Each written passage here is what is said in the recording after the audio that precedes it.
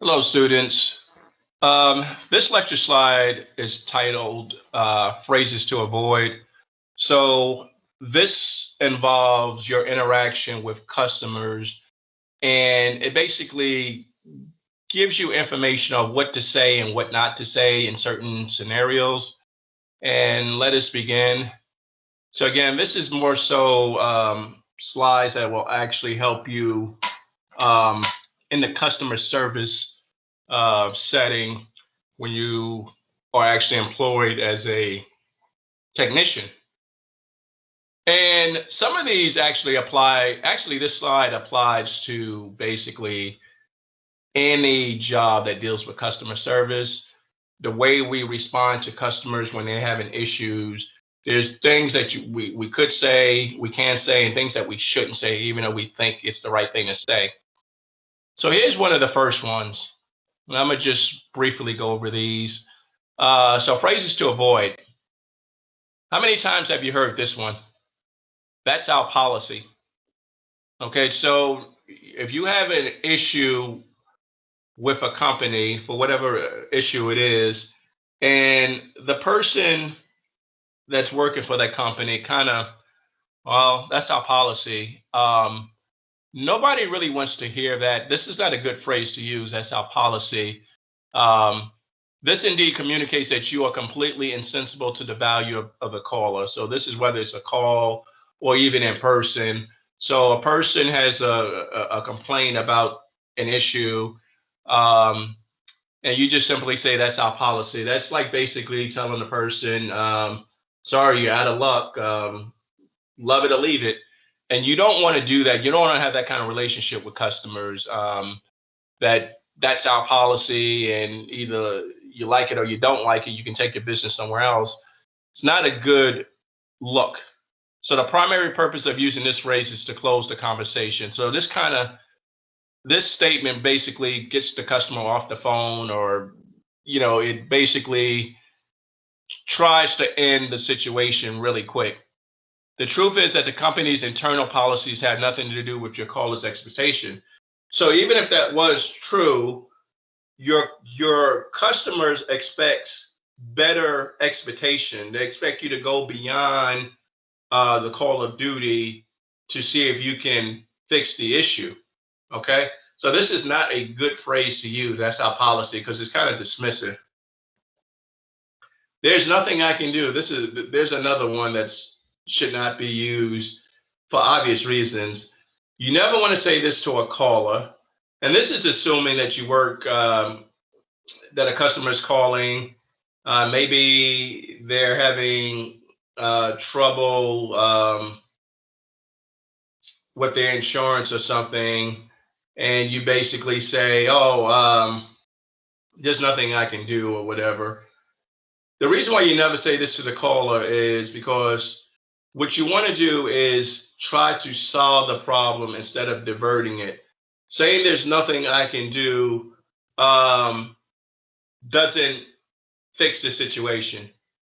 Okay, that would be the example. This would be a common example of if some emergency situation came up um, with you as a student. Maybe you registered late, or there was issue with your financial aid, and they didn't enroll you until much later. And the day they enrolled you, you had a um, quiz coming up or whatever, but you haven't had a chance to review the material. And you actually tell me about it, and I verify that there was a disconnect with the registrar's office, and they had to enroll you late for a reason that you could not help. Now, if you tell me that and you say, "Well, Professor, this is my situation," and I just tell you, "Oh, there's nothing I can do about it," I'm basically telling you, you're out of luck. But there are some things I can do it. I can verify it, and if it's a situation you can control, we can work on something. So there's always a solution. You never want to say there's nothing I can do. Okay. Um, or that would be a situation if you um, you got into a car accident, God forbid you got into a car accident the day before the final, and you missed it. You're in the hospital on the day of the final, and you get out 2 days later, and you show me proof that you were in a car accident and that you were in the hospital, and you just got out 2 days later, but you missed the final. And you say, Professor, well, can I retake the final because I was in a car accident, and the day of the final, I was actually in the hospital and they just discharged me today. Um, so could I take the final? And if I say, oh no, the final was Wednesday, there's nothing I can do. There are things I can do. I see that you had a circumstance that you couldn't take the final. There's something I can do about it, right? My hands are not completely tied. So you don't want to say that. You want to be creative and find alternative solutions. You could say, oh, I understand your frustration.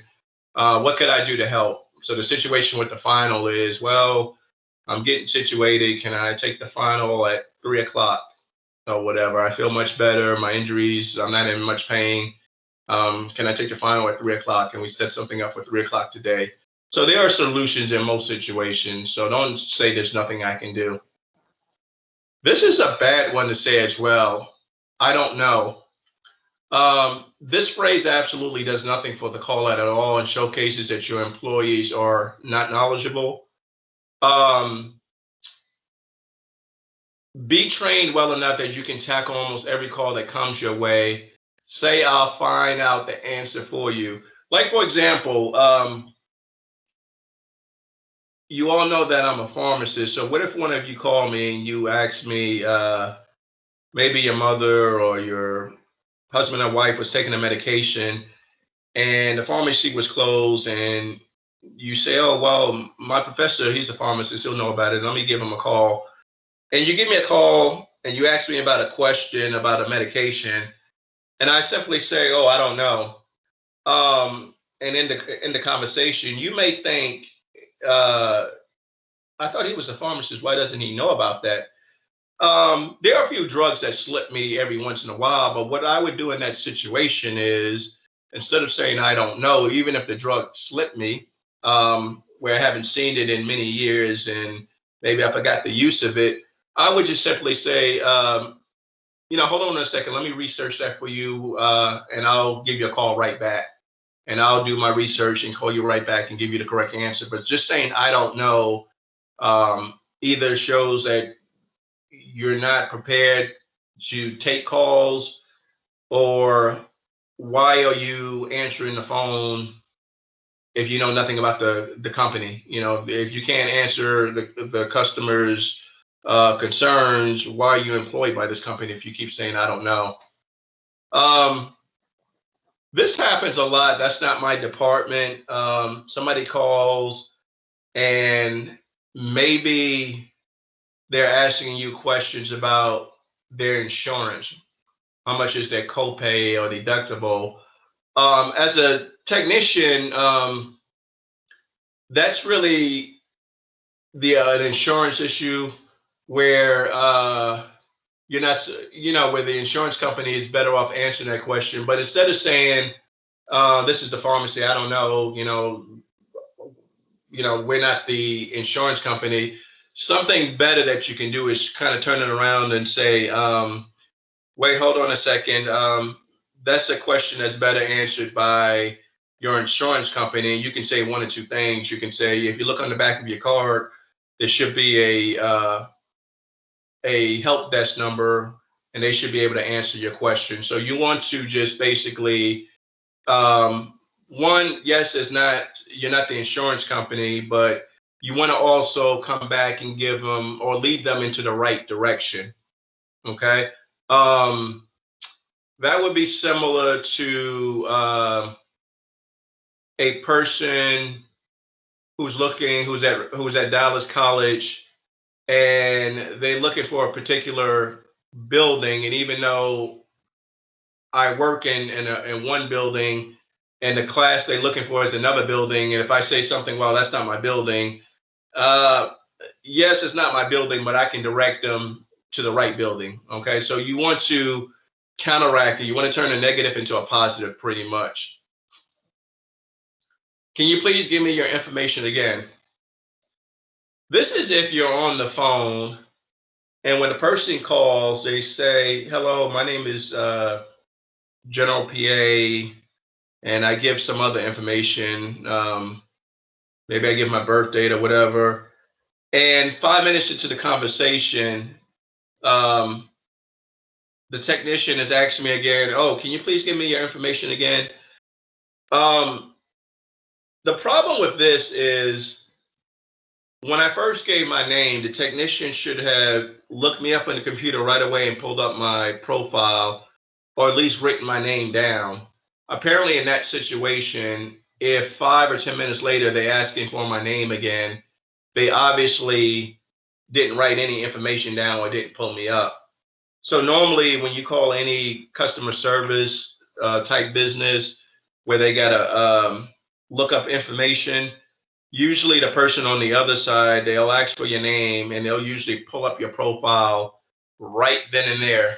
They usually don't ask for it 10 or 15 minutes later. Okay. So you don't want to do that. Sorry is another one that you don't want to say because it's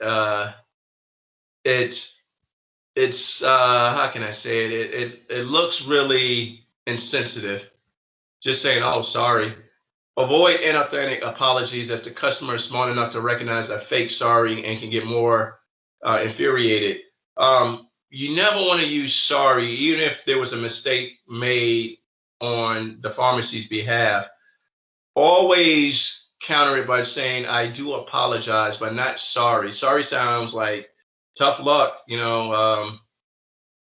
sorry, that would make a customer very angry just saying sorry. What's better is to say, I do apologize that you had to experience this or something similar to that. But start it off as I do apologize. Let me look into that. Looks a little bit, it's kind of vague. Makes the caller feel a little bit put off. A better solution is I can do a little bit more research. This sounds a little bit more detailed than let me look into that because everybody uses this one and it just sounds so generic. But saying this is if you had to find out some additional information that the customer is requesting. So instead of saying, let me look into that, what sounds a lot better is I'm going to do some more research. So this sounds like you're going to really dig into this situation. And then you follow up. I will call you back with a solution before 4 p.m. today. But make sure when you tell a person you're going to call them back before a certain time, you honor your word.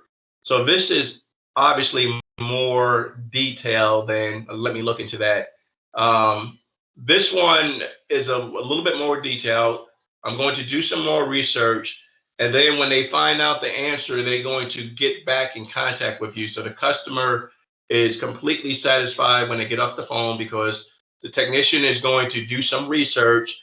They're going to try to find the answer. And either way, they will get back with the customer before 4 p.m. So the customer is expecting the call before 4 p.m. So you're hitting on a lot of things when you word it this way. I'm going to do some more research.